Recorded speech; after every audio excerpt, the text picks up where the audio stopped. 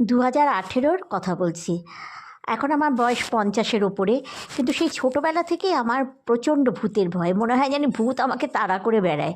তো যাই হোক, তো আমার সাথে ঘটে যাওয়া একটা ঘটনা বলছি। তো আমার ননদ চুঁচুড়ায় থাকে, তো ইমামবাড়া হসপিটালের ঠিক পেছনে গলিতে আমার ননদের বাড়ি। আর ইমামবাড়া হসপিটালের মধ্যে দিয়ে একটা রাস্তা আছে, সেই রাস্তা দিয়ে শর্টকাট হয়, সেটা আমাকে বলে দিয়েছিল বলে আমি ওই রাস্তাটাই ফলো করেছি। তো যথারীতি হসপিটালে অটো করে নেমেছি, যেই না নেমে 2 পা এগিয়েছি, দেখি একটা শববাহী গাড়ি। ব্যাস, আমার অবস্থা টাইট। আরও একটু এগোচ্ছি, দেখি একটা খাটিয়ার মধ্যে একটা বডি ফুল টুল দিয়ে সাজানো। আমার তো অবস্থা একদম কাহিল। তাও মোটামুটি তখন ভিজিটিং আওয়ার্স চলছিল বলে 5:30 নাগাদ, হ্যাঁ, অতটা মানে ভয় পেয়ে যায়নি, অজ্ঞান ফজ্ঞান হয়ে যায়নি। একটু হেঁটে যাচ্ছি, বিশ্বাস করুন, একটু যেই হেঁটে যাচ্ছি দেখি আমার পাশ দিয়ে একটা ভ্যানে করে একটা বডি মোড়ানো, একটা বডি একটা ডিপার্টমেন্টের দিকে যাচ্ছে। ঠিক আমার গা ঘেঁষেই যাচ্ছে। আমি তো মানে বুঝতে পেরে গেছি যে এটা কোনো ব্যাপার, এটা কোনো বডি হয়তো পোস্টমর্টমে যাচ্ছে, কারণ আমি এর আগে একটা দেখেছিলাম। হ্যাঁ, এইবারে দেখি কি যে আমি যে রাস্তাটা দিয়ে যেতে আমাকে বলেছে, ইনস্ট্রাকশন দিয়েছি, সেটা যে মর্গে যাওয়ার রাস্তা সেটা তো আর আমি জানতাম না। তাহলে তো আমি যেতামই না, আমি অন্য রাস্তা দিয়ে যেতাম।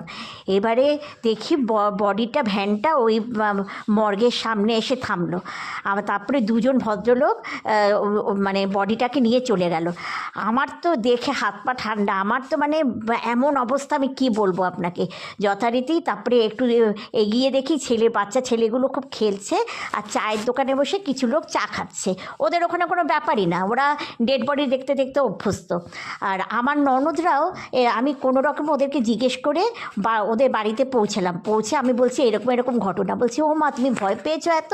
আমরা তো প্রতিদিন ওই রাস্তা দিয়ে যাতায়াত করি, আমাদের তো কিছু হয় না। কিন্তু জানো তো, এখনও পর্যন্ত ওখান থেকে কাউকে মানে নিয়ে যাওয়া বডি দেখিনি। হ্যাঁ, আমারটাই তো, আমার যাও তো সেদিনকে দেখলো মগটা খোলা ছিল, ও তো বডি দেখে আসলো। আমাদের তো কোনো অবস্থা না, তোমাদের না থাকতে পারে। আমার প্রচণ্ড ভয়, আমি ভীতু, আমার মানে হাত পা ঠান্ডা হয়ে যাচ্ছে।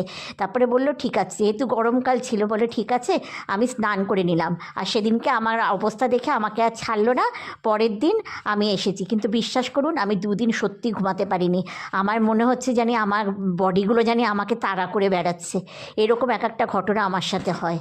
কি এখনও পর্যন্ত আমি যে কেন এত ভীতু, এই ভীতুটা কাটাতেই পারছি না আমি। দেখুন, এবার আমি আমার মাকে বললাম, পাশের বাড়ি একজন বন্ধুকেও বললাম যে এরকম ঘটনা জানি সবাই ছাড়াতে হয়, তুই শনি মঙ্গলবার করে তুই ছাড়িয়ে আয়। বলে যে ও এবারে